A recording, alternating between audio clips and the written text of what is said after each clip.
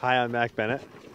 I'm a music major, but I also play on the men's ice hockey team here at U of M. One of my professors, Katri Irvama, said this guy, Stephen Rush, he wanted to do this kind of amplified hockey game. She sent me an email that was a little quizzical. It said, kind of have an issue with a student in LSNA who's a music student who needs some performance credits, and he's the captain of the hockey squad. We were having Indian food, and I took a bite of my chapati, and I thought, hockey, water, ponds, could be interesting. You know, she was like, this is probably the last chance she'll get to do something like this because I'm a senior, and then, you know, I'm moving on, and, you know, I won't be able to play pond hockey, have it mic'd up, and kind of go from there. And so took this class, and it's exactly what it is. We're going to amplify a pond hockey game as long as we can get the ice figured out. And if we get, you know, like 2 chords going, and then somebody does a breakaway and scores, bam, we go back to 1. So after the shake up, then we just go back to the first chord in the progression, and that should be just fine. So what I'd like to do is spend a good 45 minutes just doing the piece. All right, let's just do this, and we'll just do it cue to cue. Here we go.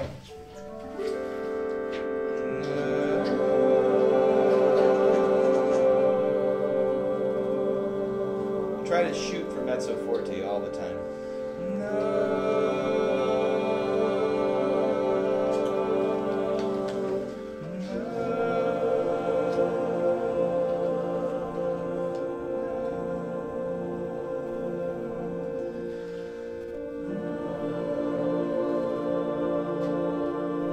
Yeah, the high D is really key here. Yep, and then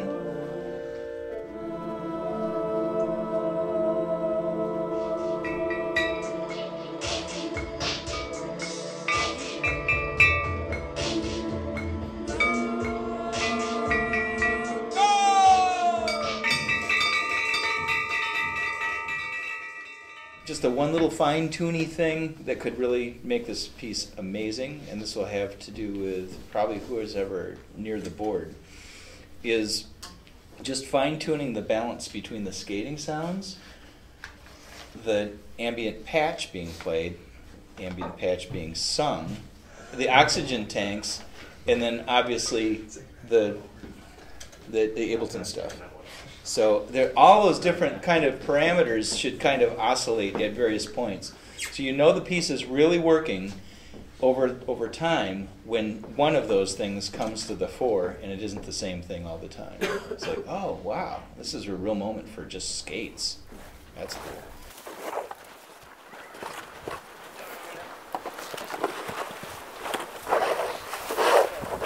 Well, we're shoveling off an ice rink on the pond. And as you can see, the pond's not entirely frozen. So we're hoping that we can still actually have a hockey game. How many days is there until the performance? There's 48 hours until the performance. We never thought that we'd have water basically under the snow. And this is a really odd situation. And so we're kind of ill-fitted for that, but I don't know. We'll see what we can do. The plan B, if we can't get this to work, is to actually stage the concert in Yost Ice Arena, which is another sentence I thought I wouldn't say too often. Kind of bizarre.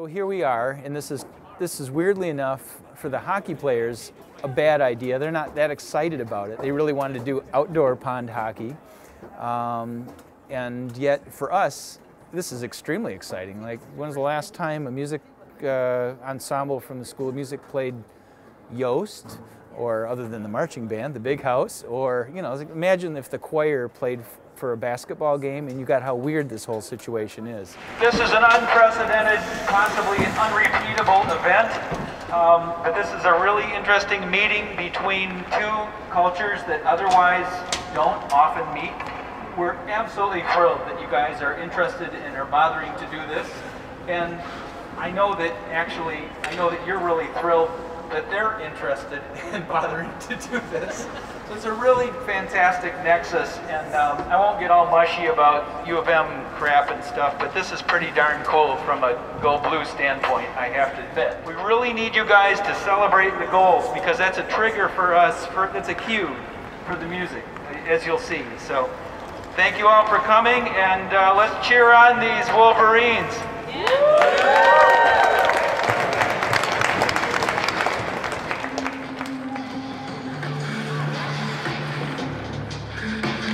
Hey, I'm Eric Sheffield. I'm a graduate student in the Performing Arts Technology Department, kind of running the max patch for this performance. So what we're doing with the processing of the hockey sounds, each player will actually have a contact mic attached to their skate. It's filtered through the max patch, and we're drawing chord tones out of the sounds that each skate makes. In addition, we're picking up sort of just the general sound of the ice. Back at the music building, at the pond behind the music building, we were able to do that by freezing hydrophones in the ice. Since we don't really have that freedom here because it's Yost Arena, we're actually going to point a parabolic mic at the ice and just kind of have that as an ambient bed of all the different tactile sounds happening from the hockey game.